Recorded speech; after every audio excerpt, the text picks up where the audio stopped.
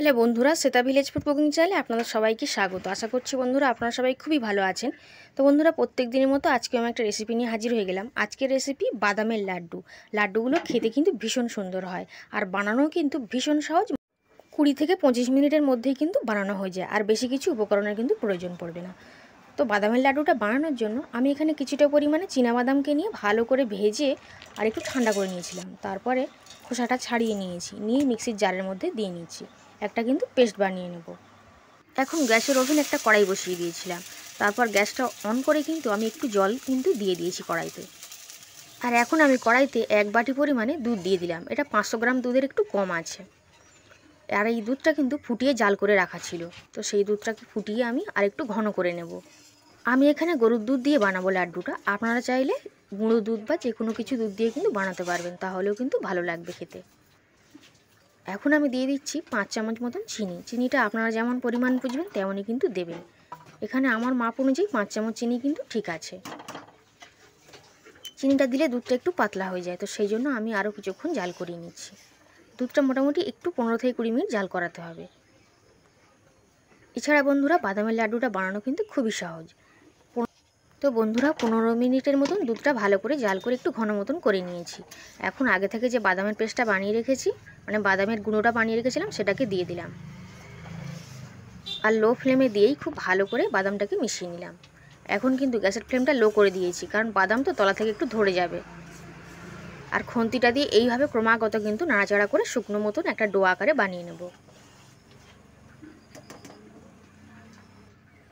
আর গ্যাসের ফ্লেমটা কিন্তু হাইতে রাখা যাবে না, তাহলে কিন্তু তলা থেকে ধরে যাবে বন্ধুরা। আর এইভাবে ক্রমাগত খুন্তিটা দিয়ে নাড়াচাড়া করতে হবে। দেখুন, আরও কিছুক্ষণ পর আমি দেখাচ্ছি। আরও কিন্তু অনেকটাই শুকনো শুকনো হয়ে গেছে, অনেকটাই শুকনো শুকনো হয়ে এসেছে। এখন আমি কড়াইটা কিন্তু নামিয়ে নিচ্ছি, আর এরকম একটা প্লেটের উপরে নিয়ে নিয়েছি। একটু ঠান্ডা হতে দিচ্ছি, তবে বেশি ঠান্ডা হওয়ার কিন্তু প্রয়োজন নেই। মোটামুটি বন্ধুরা 7 থেকে 8 মিনিট এইভাবে রেখে দিলেই হবে। এরপর হাতে আমি খুব ভালো করে তেল দিয়ে নিয়েছিলাম, আর খুব ভালো করে দেখুন একটা ডো আকারে পরিণত করে নিচ্ছি। খুবই সহজ বন্ধুরা, আপনারা তো অনেক কিছু লাড্ডুই খেয়েছেন। একবার বাদামের লাড্ডুটা বানিয়ে খেয়ে দেখবেন, খুবই অল্প সময়ের মধ্যে রেডি হয়ে যায়। আর ছোট বাচ্চারা তো খুবই পছন্দ করবে, আর খেতে তো ভীষণ ভালো লাগে। দেখুন একটা ডো আকারে কিন্তু বানানো হয়ে গেছে। এখন আমি আরেকটু দু হাতে ভালো করে একটু তেল নিয়ে নিচ্ছি। আপনারা একটু ঘিও হাতে নিয়ে নিতে পারেন।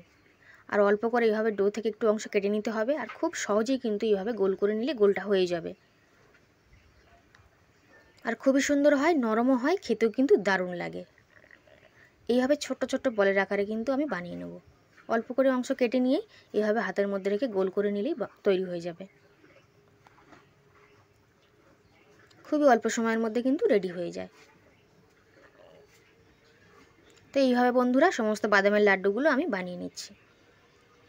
আর আজকে যদি বাদামের লাড্ডুগুলো আপনাদের ভালো লেগে থাকে, অবশ্যই কিন্তু লাইক করবেন, আর নিজেরাও কিন্তু বানিয়ে খাবেন। তো দেখুন, এখন সবগুলোই কিন্তু আমার বানানো প্রায় হয়ে গেছে, আর একটা কাজই শুধু বাকি আছে। সবগুলো আমার বানানো হয়ে গেছে। এখন একটা বড় প্লেট আমি নিয়ে নিয়েছি, আর এই বাটিটাতে 1 প্যাকেট মতন আমি আমুল গুঁড়ো দুধ নিয়ে নিয়েছি 10 টাকা দামের। আর লাড্ডুগুলোকে এর উপরে একটুখানি গড়িয়ে নেব, এতে করে দেখতে বেশ ভালো লাগবে। আপনারা গুঁড়ো দুধ দিয়ে এভাবে করে নিতে পারেন, বা নারকেলের গুঁড়োও বাজারে কিনতে পাওয়া যায় শুকনো, সেগুলোও করে নিতে পারেন, তাহলে কিন্তু বাদামের লাড্ডুগুলো দেখতে ভালো লাগবে। তো সবগুলোকে এরকমভাবে বানিয়ে নিচ্ছি, এতে করে কিন্তু ভীষণ সুন্দর দেখতে লাগবে, আর খেতে তো বন্ধুরা ভীষণ ভালো হয়। তো দেখুন সবগুলো কিন্তু আমার বানানো হয়ে গেছিলো। তো আপনারা দেখলেন কতটা সহজ এবং খুবই কম উপকরণ দিয়ে কিন্তু এটা বানানো হয়ে যায়, আর খুবই স্বাস্থ্যকর বন্ধুরা। দেখুন প্রত্যেকটা লাড্ডুই কতটা সুন্দর হয়েছে। আমি কিন্তু এরকম সাইজ করেই বানিয়েছি। আজ তাহলে এই পর্যন্তই, আবার হাজির হয়ে যাব অন্য কোনো রেসিপিতে।